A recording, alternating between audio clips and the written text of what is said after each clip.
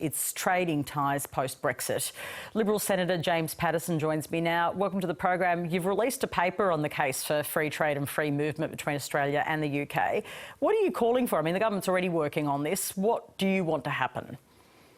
Thanks very much for having me, Patricia. Essentially, I'm calling for something in three different stages. Initially, what I'd like to see is a very strong free trade agreement very quickly agreed between Australia and the United Kingdom, which includes liberalised movement of people along the lines of the E3 visa that Australia already has with the United States, which we negotiated as part of our free trade agreement with them.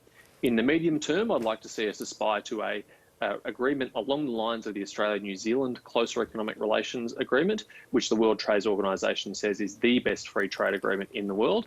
And then ultimately, I'd like to see other like-minded nations join us in this free trade, free movement bloc, including Canada, the United Kingdom, Australia and New Zealand. Okay, so what are the benefits of what you call this bloc? What would change materially for Australian producers?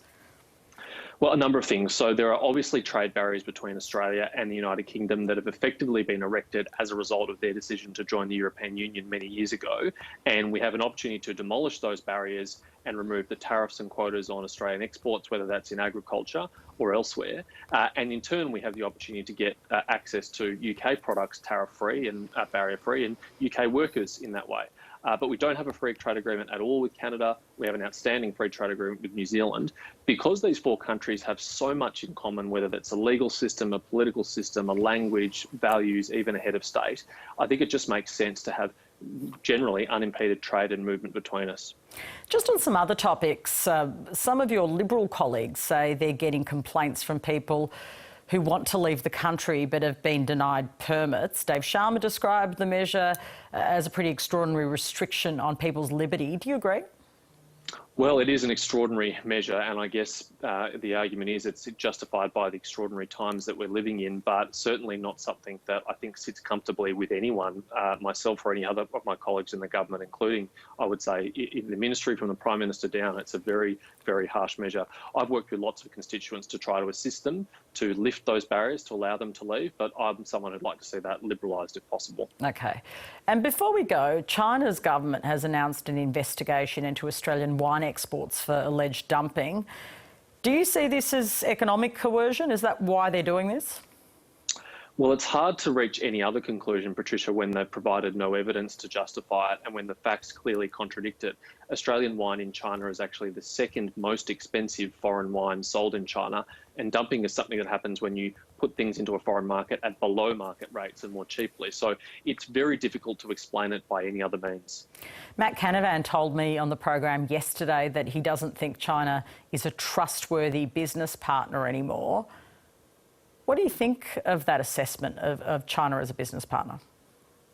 I think it's unfortunately clear that the Chinese Communist Party is seeking to politicise its trading arrangements. The Australian government doesn't seek to politicise our trading arrangements. Any Australian business is free to trade with any other business anywhere in the world, regardless of the system of government that business operates under.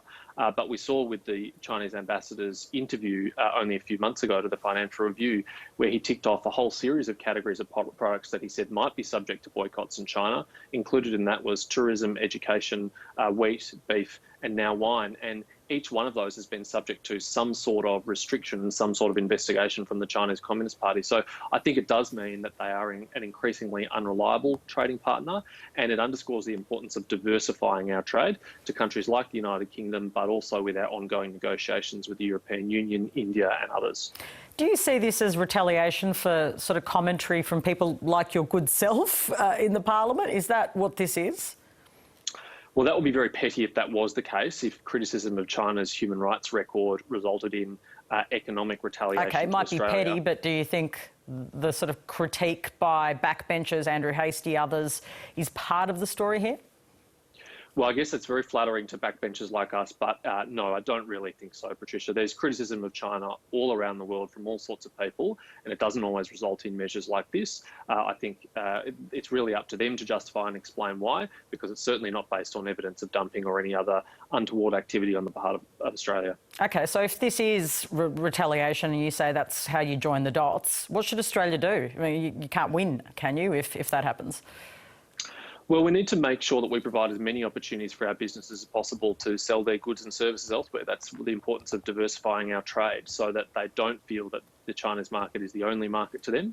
And we have to make our case, as we continue to, calmly and based on evidence, to the Chinese government and hope that they reconsider. But ultimately, we don't have control over their trade policies. That is a matter for them. And if they are choosing to punish Australia, then that, I think, will damage their consumers just as much as anyone else. And are you in isolation right now? I am. I'm isolating here in Melbourne before heading up to Canberra this weekend. Can you explain the process there? So if you're isolating in Melbourne, how do you get to Canberra without, like, causing, I don't know, a corona moment? How do you do that? So what happened is last Saturday, myself and my family entered into quarantine here in Melbourne. That means none of us can leave the home for this period because obviously if they went and came into the community, they could bring it back into the home. So we're all locked in together. And I'll be getting a transport in the usual way with a Comcar to the airport on Sunday. And then we'll be getting into a RAAF special purpose flight to Canberra.